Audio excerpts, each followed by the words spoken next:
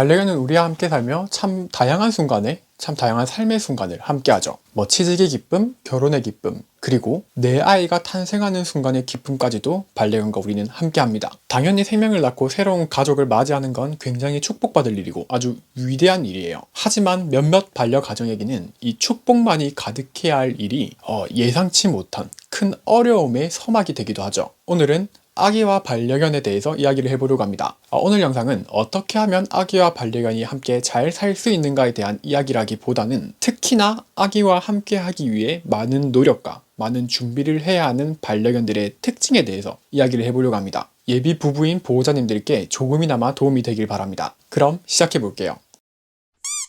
움직임과 호흡, 감정 표현이 불안정한 이 아기라는 존재는 반려견도 그 존재를 보면 본능적으로 저 존재가 굉장히 불안정한 작고 소중한 존재라는 걸 인지해요. 심지어 앞으로 우리 보금자리에서 함께 살게 되며 저 존재가 우리 가족의 일원이 될 거라는 것까지도 얼마든지 생각할 수 있죠. 하지만 공교롭게도 많은 반려견들은 우리가 아기를 대할 때 그 섬세한 감정을 잘 알지 못하고 아기를 대할 때 어떤 것들을 조심해야 하는지, 아기에게 나의 의사표현을 어떻게 전달해야 하는지 이런 것들을 가늠하는 것을 당연히 엄청 어려워해요. 근데 사실 이건 우리 사람도 얼핏 비슷하죠. 아기를 대해본 적 없는 사람이 아기를 어떻게 안아야 하는지 모르고 아기를 키워본 적 없는 사람이 아기가 울 때는 어떻게 해줘야 하는지 전혀 모르니까. 마찬가지로 반려견에게 이 아기와 소통하는 일은 굉장히 어려운 일이에요. 사실상 거의 불가능에 가까운 일이죠. 근데 심지어 그 존재가 옴으로써 우리 가정에는 보호자들의 새로운 생활 패턴이 적용되어 버리고 집안의 환경이 변화하다 보니 이것들을 받아들이는 데에도 더 큰 어려움을 느끼게 됩니다. 그래서 우리는 반려견이 이 아기가 함께 사는 집안의 환경, 우리들의 생활 패턴을 최대한 잘 적응해내서 우리와 함께 안정적으로 살아갈 수 있도록 도와줘야 하는데,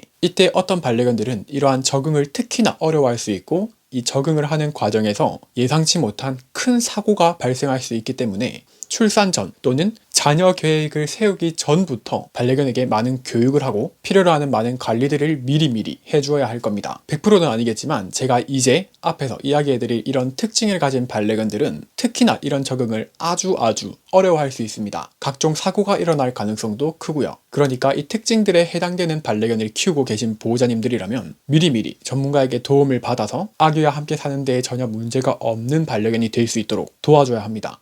자, 특징 하나, 자기주도적인 반려견. 자기주도적이라는 건 반려견이 자신의 잣대로 상황을 판단해 보호자를 이리저리 나의 의도대로 움직이는 것에 노련하고 보호자의 리드를 잘 따르지 않으려는 경향이 강한 반려견을 말해요. 이 경우 아기를 맞이하게 됐을 때 반려견은 불안정한 모습을 하고 있는 아기를 자기가 직접 저 아기를 케어해야겠다, 직접 저 아기를 관리해야겠다 라는 생각을 가지고 행동할 수 있어요. 우리 보호자님들은 반려견이 아기를 지키려고 하는 행동 또는 반려견이 육아에 관여하려 하는 행동을 꼭 막아야 합니다. 우리는 반려견에게 아기를 맡겨서는 안 돼요. 특징 2. 보호자에 대한 의존도가 높은 반려견. 보호자에 대한 의존도가 높은 반려견은 대체로 스트레스를 유발하는 자극을 극복하기 힘들어해요. 아기라는 새로운 대상, 아기 용품으로 인한 다양한 자극들, 아기로 인해 바뀌는 실내 환경이 반려견에게는 큰 스트레스를 유발할 수 있습니다. 당연히 이런 환경은 반려견이 아기와의 생활을 잘 적응하지 못하게 만들 가능성이 크고 아기와 반려견의 관계가 잘못 형성될 가능성까지 있기 때문에 우리는 반려견이 나에게 의존하는 것을 줄이고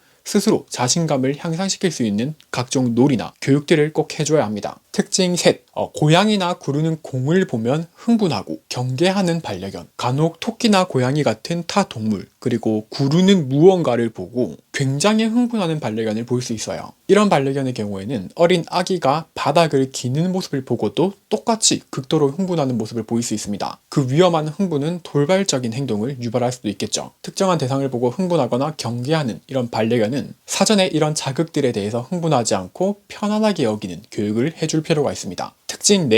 산책 중 마주치는 어린 아기나 어린 아이를 보고 예민해하는 반려견. 반려견이 산책 중 보는 어린 아이들, 어린 대상을 보고 경계하거나 예민해하는 건 그들의 움직임이나 고함, 비명 같은 행동들이 나에게 위협이 되거나 너무 불편한 자극이기 때문이에요. 이 경우 당연히 우리 아기도 그 대상에 포함이 되기 때문에 우리 아기의 울음소리, 우리 아기의 고함, 비명, 우리 아기의 불안정한 걸음마 이런 것들을 보고 당연히 예민해할 수밖에 없습니다. 그러니 꼭 사전에 교육이 필요하죠. 자, 특징 5. 짜증이나 불만, 그리고 의사표현을 무는 행동으로 하는 반려견. 사실 어떻게 보면 가장 직접적으로 위험한 반려견이죠. 우리 아기들은 당연히 연약한 만큼 피부가 약하고 작은 자극에도 상처를 입을 수 있기 때문에 반려견의 이런 가벼운 입질 행동이라도 아기에게는 위협이 될 수 있습니다. 특히 아기는 반려견의 카밍 시그널을 포함한 바디 시그널을 전혀 이해하지 못하기 때문에 반려견이 다가오지 말라는 의사표현을 해도 그것을 무시하고 아기는 걸음마를 하고 반려견에게 다가갈 수 있겠죠. 이 경우 반려견은 나에게 무례하게 다가오는 아기로부터 자신을 지키기 위해서 경고성 또는 방어적인 입질이 나타날 수 있어요. 이런 경우는 아기와 반려견을 단둘이 두지 않는 이런 관리도 꼭 이루어져야 하지만 이를 대비해서 입질이 아닌 다른 착한 행동으로 나의 의사를 표현하고 나의 짜증이나 불만을 표현하는 반려견이 될 수 있도록 교육을 해주셔야 합니다. 자, 이렇게 5가지의 특징이나 성격을 가진 반려견들은 아기와 함께하는 삶에 큰 어려움을 느끼고 돌발적인 상황을 연출할 가능성이 아주 큽니다. 그러니 사전에 꼭 필요로 하는 교육을 받으셔서 올바른 생활 규칙을 정립하고 보호자의 반려견을 대하는 태도도 수정되어야 합니다. 저는 자녀 계획이 있으시거나 출산이 예정되어 있는 보호자님들이